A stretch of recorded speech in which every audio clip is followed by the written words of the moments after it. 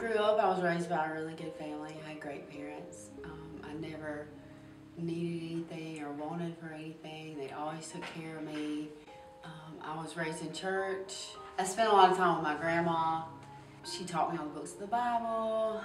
She took me to church with her. At some point, we stopped going to church. After that, I never felt like that I fit in anywhere.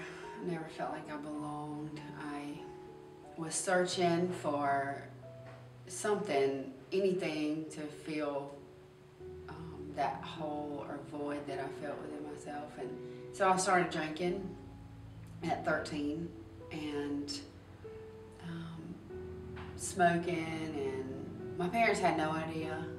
I was really good at hiding everything that I did, and I started getting good at just lying and manipulating my way through everybody. Went through high school, made it through high school. I was messing up the whole time. But then when I was 19, I got addicted to methamphetamine. I started doing methamphetamine. It consumed my life. It separated me from my family.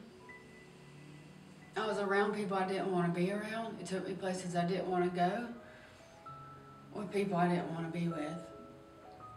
The whole time, I knew what I was doing was not right, but I could not stop. I was in that life and I was trapped. I went to jail when I was 21, went to a rehab. I only stayed sober for about 18 months because I came back and I got around the same people. I hadn't found the solution, I hadn't found the answer.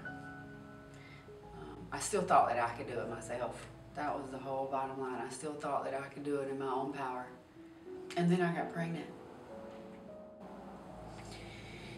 And I had a child in that life. My parents stepped in and took her from me because I couldn't take care of her. Just because I was so selfish. I always blamed everybody else for everything that happened to me. It was everybody else's fault. The guy that I was with ran from the police while I was in the car with him. We were in a high-speed chase in Anderson County. I was on the news, and I went to jail. In Anderson County is where I met Angel, and an organization brought in something there, and I was able to hear her story. Even though I didn't know her, it gave me hope to know that she had a similar story to mine and that she was sober and living a great life. And that's what I desperately wanted. That's what I desperately wanted. I wanted my family back. I wanted to be with my family so bad. And I wanted Kaya. I wanted to be a mama to my child that I couldn't be, had never been. And so a couple months went by and I got arrested again. So I had accrued 5 felonies in 2 counties within 3 months. At that moment,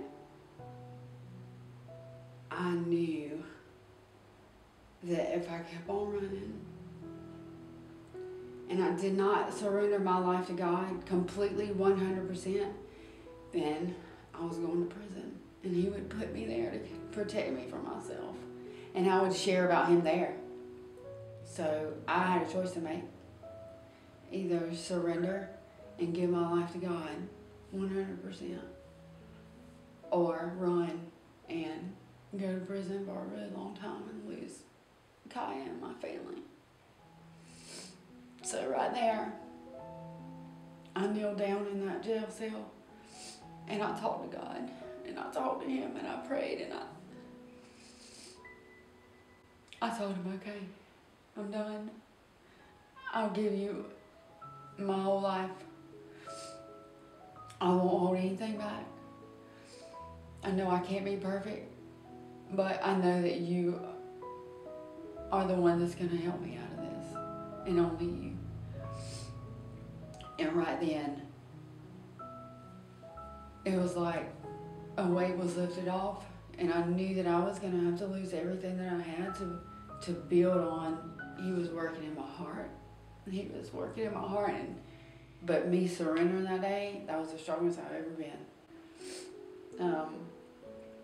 I started cleaning up my language. I started reading a book in there, and I started reading the daily devotions in Our Daily Bread every single morning. And when I got out, I used again.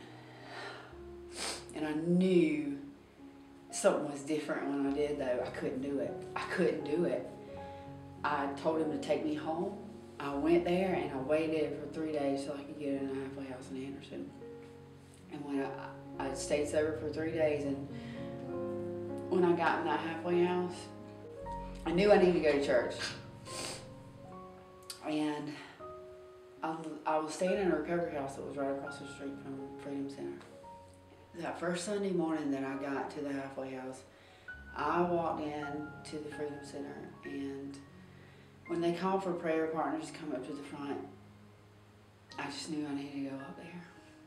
I told him what I was going through and I needed prayer, and he said, I think I have just the person to pray for you. And when he called the angel over there, I knew for the first time in my life that I was right where I was supposed to be, in God's will. And I had never felt that before. I had never felt what it was like to be exactly where I was supposed to be. I had felt so wrong for so long.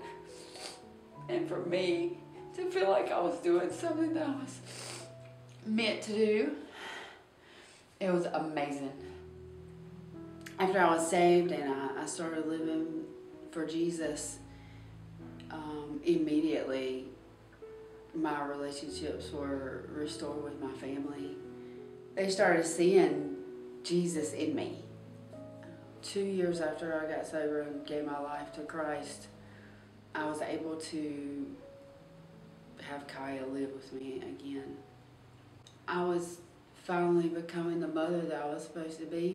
I put my faith and my trust in God and who He is, instead of doing what I'd always done, which was run. She came to live with me permanently. I went back to school during that time. I was in school. I graduated with honors from Greenville Technical College. I got an awesome job at a dental office in Lawrence, and my life is so great. He restored everything that the enemy tried to take from me. I am victorious today. I am so blessed, and I know that the best is yet to come. I know the best is yet to come. My name is Haley Brown, and I know Jesus